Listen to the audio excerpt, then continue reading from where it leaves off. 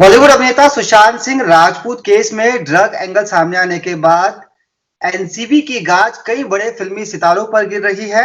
आपको बता दें कि दीपिका पादुकोण, श्रद्धा कपूर, सारा अली खान सहित कई बड़े सितारे एनसीबी के रडार पर हैं और इनसे लगातार पूछताछ जारी है। इस मुद्दे पर इस वक्त हमारे साथ जुड़ी हुई हैं वरिष्ठ वकील आभा सिंह जी। जानेंगे उनसे कितनी मुश्किलें हो सकती है आने वाले समय में इन लोगों के लिए और एनसीबी की जो पूरी पूछताछ चल रही है इसको कैसे देखती हैं। आभा जी, स्वागत है आपका पंजाब केसरी ग्रुप में। नमस्कार। बिल्कुल इस वक्त बॉलीवुड जो है पूरा उस पे काले बादल मंडरा रहे हैं, लोग नर्वस हैं। और मुझे कि सुशांत सिंह राजपूत का जो केस था उसमें चूंकि सीबीआई और ईडी कुछ ज्यादा सफलता ना प्राप्त कर सकी, क्योंकि जो बिहार में एफआईआर हुई थी कि उसमें करोड़ की बात की गई थी, तो वो जी। सब एंगल्स जब ईडी के पास ये ड्रग चैट्स आए, जिसको हम लोग ड्रग चैट्स कह रहे हैं, कुछ व्हाट्सएप मैसेजेस थी और उसके बेसिस पे रिया चक्रवर्ती को अरेस्ट किया। और रिया को भी आप देखिए 27 का नॉर्मल चार्ज लगाया, बल्कि उनपे 27A of the NDPS act लगा दिया, जिसका मतलब कि वो ट्रैफिकिंग कर रही थी ड्रग्स की और ऑफेंडर्स को हार्बर कर रही थी, मतलब कि ड्रग ट्रैफिकर्स को वो प्रोटेक्शन दे रही थी। और एक उनको ड्रग सिंडिकेट का चार्ज उनपे लगा दिया, जो मुझे लगता है सही नहीं है, क्योंकि उन्होंने अपने क्रेडिट कार्ड से 11,000 रुपए में ड्रग्स खरीदी थी और उनके पास कोई ड्रग्स रिकवर नहीं हुई, तो वो एक स्मॉल टाइम कंज्यूमर मानी जाएंगी। फिलहाल रिया का मामला तो अभी पुराना हुआ नहीं था कि दीपिका पादुकोण और सारा अली खान और श्रद्धा रकुलप्रीत सिंह कपूर। का मामला आ गया। जी। और इसमें भी देखेंगे तो जया साहा ने व्हाट्सएप चैट्स की ही बात की है, तो ये पूरा केस सिर्फ व्हाट्सएप चैट्स पे बन रहा है। कोई ड्रग्स की रिकवरी हुई है, कोई किसी का ब्लड टेस्ट में ड्रग पॉजिटिव नहीं पाया गया है। तो मैं अगर इसको कानूनी दृष्टि से देखती हूँ तो अभी एनसीबी को बहुत आगे जा, अगर वो इसको केस को एक सॉलिड केस बनाना चाहिए, नहीं तो ट्रायल के वक्त ये केस मैडम खड़ा नहीं हो पाया। आभा जी, आपने आपने चैट की बात कही, दीपिका और श्रद्धा से पूछताछ हो रही है। दीपिका ने जो खबरें आ रही है ये माना है कि हाँ, ड्रग्स चैट हुई थी, लेकिन उन्होंने ये मना किया है कि उन्होंने कभी भी ड्रग्स का सेवन किया और वो ये भी कह रही हैं कि माल का मतलब ड्रग्स नहीं है। यही बात श्रद्धा कपूर की भी कही जा रही है। श्रद्धा कपूर ये तो कहती है कि ड्रग्स पार्टी हुई थी, लेकिन वो ये कहती हैं कि उन्होंने कभी भी ड्रग्स का इस्तेमाल नहीं किया। अभी चूंकि पूछताछ का दौर है और भी कई बड़े नाम सामने आ रहे हैं, खुलासे धीरे धीरे होते जा रहे हैं। आपने जो बात शुरू में कही कि एनसीबी को बहुत सारी चीजें प्रूव करनी पड़ेगी रिया के मामले को लेकर, और सिर्फ पूरा केस एक चैट के आधार पर चल रहा है। आपको लगता है कि जिस तरह से खुलासे लगातार हो रहे हैं, एक के बाद एक बड़े नाम इसमें सामने आ रहे हैं, तो कई बड़े सितारे हवालात में नजर आ सकते हैं आने वाले समय में? जी नहीं, जितना चैट्स है उसके हिसाब से तो कोई हवालात में पहुंचता हुआ नहीं दिखता है। ये जो है थोड़ा सा मीडिया ट्रायल ज्यादा हो गया है, चूंकि पूरा बॉलीवुड से ऑब्सेस्ड है, इसलिए टीवी चैनल्स पे कुछ ज्यादा ही चलाया जा रहा है। लेकिन अगर आप देखिए कि दीपिका पादुकोण जो है कह रही है कि हाँ, मैं उस व्हाट्सएप ग्रुप की एडमिन थी, तो एडमिन होने से आपका गुनाह नहीं प्रूव हो जाता।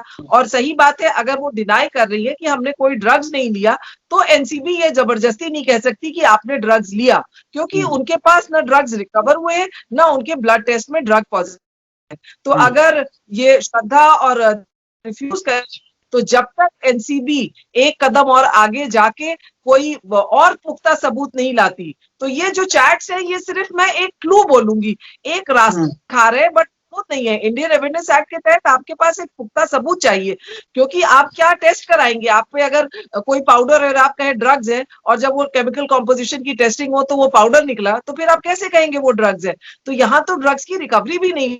तो एनसीबी को इसके लिए, अगर उनको इन सितारों को अरेस्ट करना है, तो उनको और सबूत चाहिए। सिर्फ चैट्स, वो भी डिलीटेड चैट्स हैं, तो ये चैट्स का जो है आपको हो सकता है किसी ने फर्जी डाला है, आपको इनकी ऑथेंटिसिटी, सच्चाई प्रूव करनी पड़ेगी। तो अभी बहुत दूर है एनसीबी को आगे जाने के लिए और मेहनत करनी। खबर यह है कि रिकवर चैट है और चैट के अंदर जो टेक्स्ट हैं जिसमें दीपिका पूछती है कि माल है क्या, हैश ना गांजा, इस तरह के शब्दों का जो इस्तेमाल किया गया है। हालांकि दीपिका जो कह रही है कि उन्होंने कभी ड्रग्स नहीं लिया, वो एक दूसरी बात होगी, लेकिन आप एक ग्रुप चला रही हैं, आपके ग्रुप में इस तरह की बातें हो रही है, आप खुद भी इन बातों में इन्वॉल्व है, तो इसे कहीं ना कहीं लगता नहीं है कि दीपिका के लिए मुश्किलें बढ़ने वाली हैं? नहीं, क्योंकि आपके पास हैश है, आपके पास गांजा है, लेकिन आपको कोई भी चीज को कंप्लीट करने के लिए डिलीवरी दिखानी पड़ेगी एनसीबी को। क्योंकि मैं वकील हूँ, लॉयर हूँ, मैं कोर्ट में अपियर होती हूँ, ट्रायल में देती हूँ, तो जब तक आप ये नहीं दिखाएंगे कि वो चीज उनको डिलीवर हुई, अब डिलीवरी के लिए या तो आपके पास एविडेंस हो कि कुछ पेमेंट हुआ, जैसे आपने 11,000 रुपए रिया के अकाउंट से दिखाए कि उन्होंने ड्रग पेडलर को 11,000 रुपए दिए, तो अगर कोई पेमेंट नहीं हुआ, कोई डिलीवरी नहीं हुई, तो ये और ये कह रही है हमने ड्रग्स लिया नहीं, तो आप ये कह सकते हैं कि मैं बस जानना चाह, मुझे एक क्यूरियोसिटी थी कि फिल्म वर्ल्ड में या सोशल वर्ल्ड में लोग ड्रग्स लेते हैं, क्या लेते हैं, तो वो अपनी शांत करने की बात कर सकती थी। अगर वो अभी डिनाई कर रही है तो फिर बिल्कुल भी नहीं, उनको आप अपराधी नहीं मान सकते। जो करिश्मा है उन्होंने भी कहा है कि 2017 की व्हाट्सएप चैट हुई थी, ड्रग्स को लेकर हुई थी, तमाम तरह की पार्टीज यहाँ पर हो रही है। एनसीबी के पास बहुत सारे सबूत है, एनसीबी की कड़ियां भी जुड़ती नजर आ रही है। आप जो कह रही है कि सिर्फ डिलीवरी नहीं हुई, पैसा कैसे ट्रांसफर हुआ, किसने ड्रग्स लाया, किसको ड्रग्स दिया, अभी सिर्फ इन बातों का खुलासा होना बाकी है। हो सकता है एनसीबी के पास वो तमाम तथ्य भी हों, जब मामला जुडिशरी के सामने पेश किया जाए तब एनसीबी इन चीजों को वहां पे पेश कर देगी। देखिए, जब रिया के एनसीबी ने जब पहली एफआईआर रिया चक्रवर्ती के केस में लिखी थी 15/20, उसमें वो रिया को अरेस्ट नहीं कर पाए। 2 दिन बाद उन्होंने एक और लिखी 16/20, जिसमें उन्होंने उनको ड्रग सिंडिकेट और कार्टेल बताया। मैं एनसीबी से सवाल पूछना चाहूंगी कि अगर वो ड्रग सिंडिकेट का हिस्सा थी तो उसके प्रॉफिट्स होंगे, वो ड्रग्स के प्रॉफिट कहाँ गए, किस अकाउंट में गए, क्या फायदा हुआ सिंडिकेट चलाने से, कार्टेल चलाने से। तो आप ये देखिए, जो कानून है वो बात करता है ड्रग कार्टेल सिंडिकेट्स की, और अभी तक एनसीबी वहां तक नहीं पहुंच पाई है। एनसीबी ने टोटल रिकवरी ही 59 ग्राम्स की, जो कि स्मॉल टाइम कंज्यूमर माना जाएगा, क्योंकि 1 किलो से कम जितना भी इकट्ठा होगा उसको हम स्मॉल क्वांटिटी मानते हैं, जो कि बेलेबल है। तो अभी एनसीबी कोई बहुत एनसीबी के हाथ में चीजें नहीं लगी है, एनसीबी के हाथ में सिर्फ बड़े बड़े सितारे लगे हैं, लेकिन बड़े बड़े सबूत नहीं लगे हैं। बिल्कुल, आप कह रही हैं कि अभी एनसीबी को भी काफी काम इस पे करना है, लेकिन रकुल प्रीत सिंह जिस तरह से कहा है कि 2018 में उनकी चैट हुई थी ड्रग्स को लेकर रिया के साथ, फिर रिया उनके घर पे ड्रग्स छोड़ गई, खबरें इस तरह की आ रही हैं। और वो ये भी कहते हैं कि रकुल कहती है कभी उन्होंने ड्रग्स नहीं लिया, लेकिन रिया उनके घर पे ड्रग्स छोड़ के गई थी। इसको आप कैसे देखते हैं मैडम? देखिए, रिया के घर छोड़ के गई थी और चली गई, तो वो जो है रिया की जवाबदारी थी। हालांकि एनडीपीएस एक्ट में ये लिखा हुआ है कि जिसके घर में ड्रग्स मिलेगी उसको गुनाहगार माना जाएगा। तो अब ये है कि रकुल प्रीत के घर से ड्रग्स तो मिली नहीं है। अब सीबीआई को कोर्ट में केस चलाने के लिए और सबूत लाने पड़ेंगे कि किस तारीख को ड्रग्स आई, कितने दिन उनके यहाँ ड्रग्स रहे, क्योंकि सबसे बड़ी चीज है पोजेशन प्रूव नहीं हो रहा है। और ड्रग्स मिलना, और जब तक आप ड्रग्स को नहीं लाएंगे तब तक ये केस स्ट्रांग होता। रकुल प्रीत सिंह ने भी दिल्ली हाईकोर्ट में केस किया हुआ है कि मेरे ऊपर ये जो मीडिया ट्रायल हो रहा है, आज आप देखिए दीपिका वो पहले से ही चली गई, क्योंकि मुझे लग रहा है कि इसमें मीडिया ट्रायल ज्यादा हो रहा है।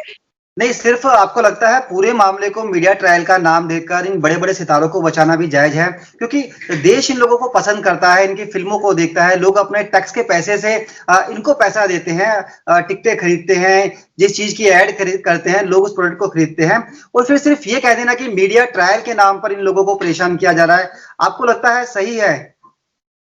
नहीं, देखिए, जहां तक बात है कि इनको ये बड़े स्टार्स हैं, तो इनको जो है इनकी जवाबदारी एज यूथ मॉडल्स बनती है, एज यूथ आइकन्स बनती है कि आप एक मॉडल रोल सामने रखिए, क्योंकि बच्चे इस क्रिकेट और बॉलीवुड दोनों लोग भगवान समझते हैं। कई बॉलीवुड स्टार्स हैं जो आज चीफ मिनिस्टर बने हुए हैं, नेता बने हुए हैं, एक आइडियलाइज करते हैं, तो बिल्कुल इनकी सामाजिक जिम्मेदारी बनती है। और अगर सरकार ये जोखिम उठा रही है या ये मुहिम चला रही है कि वो ड्रग फ्री करेगी, तो पहली चीज आप जो बड़े ड्रग सिंडिकेट्स हैं, ड्रग कार्टल्स हैं, उनको तोड़िए, क्योंकि एनसीबी का काम है कि वो इंटर स्टेट ड्रग मूवमेंट हो या बॉर्डर से आ रहा है, तो अगर पाकिस्तान से आ रहा है, आईएसआई के थ्रू आ रहा है, तो आप उन कार्टल्स को पकड़िए, आप दाऊद को अरेस्ट करके लाइए। अगर आप सिर्फ छोटे कंज्यूमर्स को पकड़ेंगे, तो मैं आपको आज लिख के दे दूं कि engineering college, medical college, art college, आप बाहर खड़े हो जाइए, आपको मुझे लगता है कि करोड़ों बच्चे जेल चले जाएंगे अगर आप कंज्यूमर पे जाएंगे। इसलिए एनडीपीएस एक्ट कहता है कि कि आप इनको जो है अवेलेबल करिए, इनको इनके तरफ आप सहानुभूति से पेश आइए, लेकिन कार्टल्स हैं, जो पेडलर्स हैं, उन पे कार्रवाई करिए। तो चलिए इस आपा वक्त जी, बहुत ड्रग बहुत शुक्रिया आपका इस बातचीत के लिए, क्योंकि बड़ा सवाल ये है कि अगर बॉलीवुड के सितारे ड्रग्स का इस्तेमाल कर भी रहे थे तो ये ड्रग्स आखिर वहां तक पहुंची कैसे, किन अधिकारियों की नजरों से बचाकर पूरे देश के अंदर ड्रग्स का एक बड़ा जाल फैलाया जा रहा है। बहुत बहुत शुक्रिया पंजाब केसरी से बातचीत करने के लिए। आभा जी, अपना कीमती समय देने के लिए आपका बहुत बहुत धन्यवाद। थैंक यू, नमस्कार।